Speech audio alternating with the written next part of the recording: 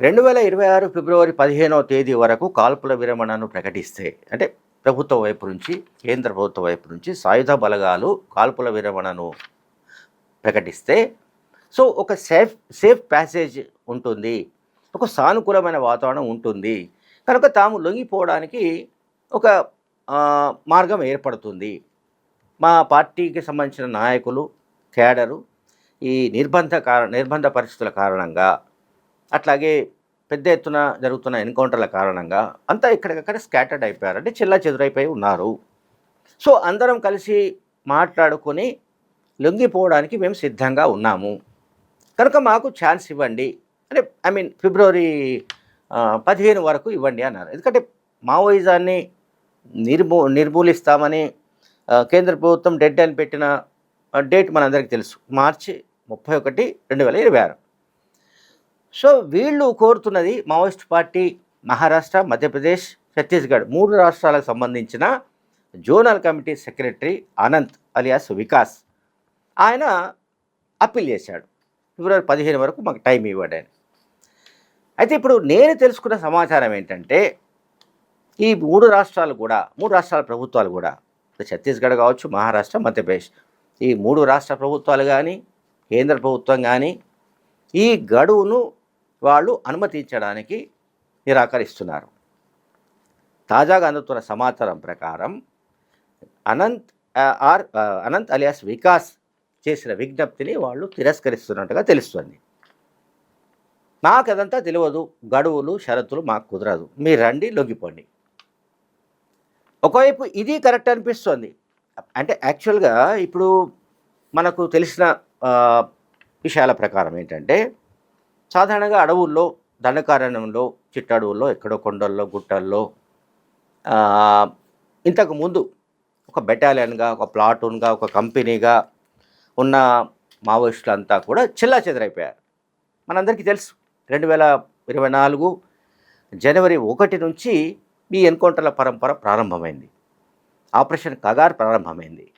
Operation Kagar ప్రారంభమైన కారణంగా Maoist party central committee secretary Basavaraju సహా చాలామంది చనిపోయారు ఎన్కౌంటర్లలో. అట్లాగే హిడ్మా రీసెంట్గా ఆంధ్రప్రదేశ్లో చనిపోయాడు. ఈ ఇష్యూస్ అన్నీ కూడా బేస్ చేసుకొని ఇక తాము ఎక్కడ దొరికినా కూడా చంపివేస్తారు కనుక, ఎన్కౌంటర్ చేస్తారు కనుక తమకు కొంత వ్యవధి ఇస్తే ఆ వ్యవధిలోపు తమ పార్టీకి సంబంధించిన ఇతర కమిటీలు, జోనల్ కమిటీలు, సబ్ జోనల్ కమిటీలు, లేకుంటే క్యాడరు వీళ్ళందరితో మాట్లాడి చర్చించి లొంగిపోవడానికి ఒక సేఫ్ ప్యాసేజ్ కావాలని వాళ్ళు కోరుతున్నారు.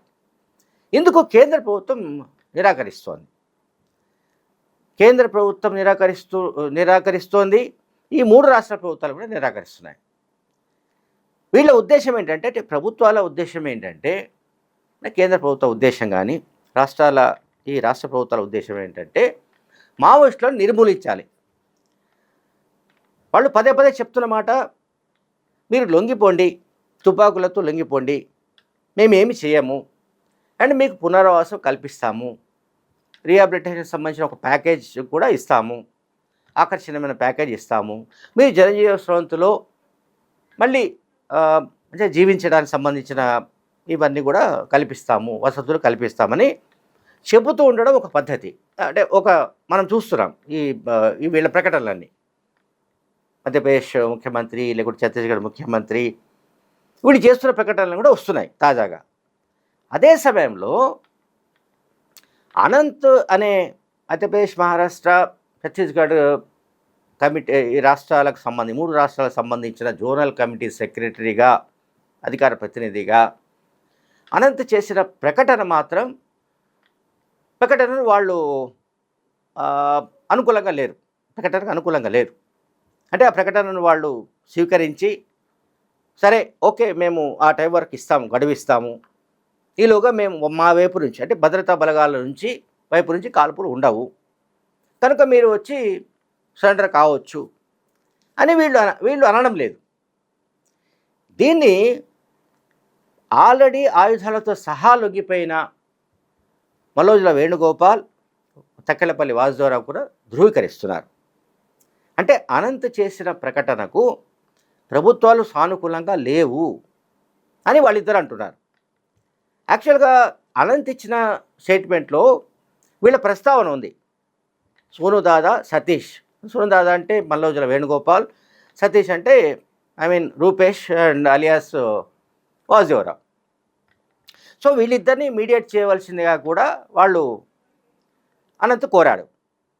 కానీ వాళ్ళు ఆ రాష్ట్ర ప్రభుత్వాలతో, ఆ రాష్ట్ర ప్రభుత్వాల ప్రతినిధులతో ఈ ప్రస్తావన తీసుకొచ్చినప్పటికీ వాళ్ళు సానుకూలంగా లేరు. అంటే ఇప్పటికైతే సానుకూలంగా లేరు. వాళ్ళ ఉద్దేశం ఏమై ఉండాలి అంటే ఖచ్చితంగా ఎవరు దొరికినా కూడా వాళ్ళని ఎన్కౌంటర్ చేయాలని అనుకుంటున్నారా? ఒకవైపేమో లొంగిపోండి, మేము పునరావాసం కల్పిస్తామంటారు. మరి మేము లొంగిపోవడానికి సంబంధించి మాకు ఒక వ్యవధి కావాలి. ఆ వ్యవధిలో ఎందుకంటే ఇప్పుడు ఛత్తీస్గఢ్ లాంటి చోట ప్రతి 5 కిలోమీటర్లకు ఒక బేస్ క్యాంప్ ఉంది, సాయుధ బలగాలు ఉన్నాయి. సో అంటే ఆల్మోస్ట్ వీళ్ళంతా కూడా చక్రబంధంలో ఉన్నారు. నిజం చెప్పాలంటే ఒక చక్రబంధం అంటాం కదా, ఒక పద్మవ్యూహంలో ఉన్నారు వీళ్ళు. ఈ పద్మవ్యూహం నుంచి బయటకు రావాలంటే కంపల్సరీగా ప్రభుత్వం వైపు నుంచి ఒక సానుకూలమైన వైఖరి రావాలి.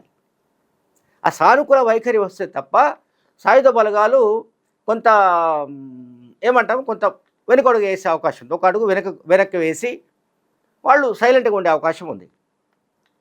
అంతే తప్ప మీరు లొంగిపోవాల్సిందే ఎట్ ఎనీ కాస్ట్, దీనికి టైం ఉండదు, గడువు ఉండదు, ఇంకొక రకంగా మేమేమి ఇవ్వమని చెప్తున్నారు.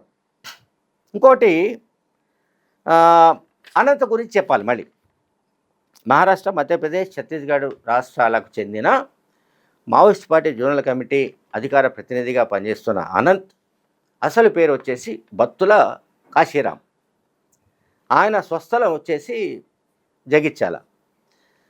సో ఆయన చాలా ఏళ్ల కిందటే ఆ పార్టీలో వెళ్ళాడు. 3 దశాబ్దాలు గడిచి ఉండొచ్చు. అనంత్ అలియాస్ వికాస్ పేరిట మావోయిస్ట్ పార్టీలో ఆయన కొనసాగుతున్నాడు. అయితే ఆయన ఇప్పుడు 3rd round are 4th round అనుకుందాం లొంగుబాటు సంబంధించిన ప్రక్రియ. ఫస్ట్ రౌండ్ వచ్చేసి మల్లోజుల వేణుగోపాల్ అండ్ అంటే రీసెంట్ టైమ్స్లో Mallojula Venugopal and Takkelapalli Vasudevarao first round. ఆ తర్వాత హైదరాబాద్లో central committee member Pulluru Prasadarao alias Chandranna, Bandi Prakash వీళ్ళ లొంగుబాటు.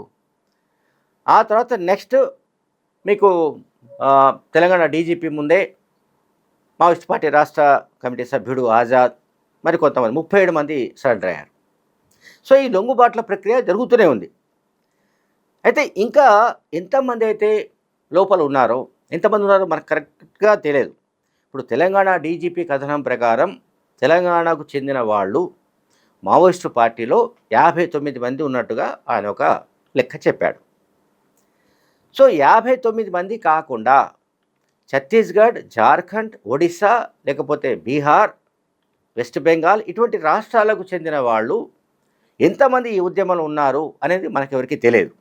ఆ సంఖ్య తెలియదు. మేబీ ఒక 200 మంది ఉండొచ్చు, 300 మంది ఉండొచ్చు.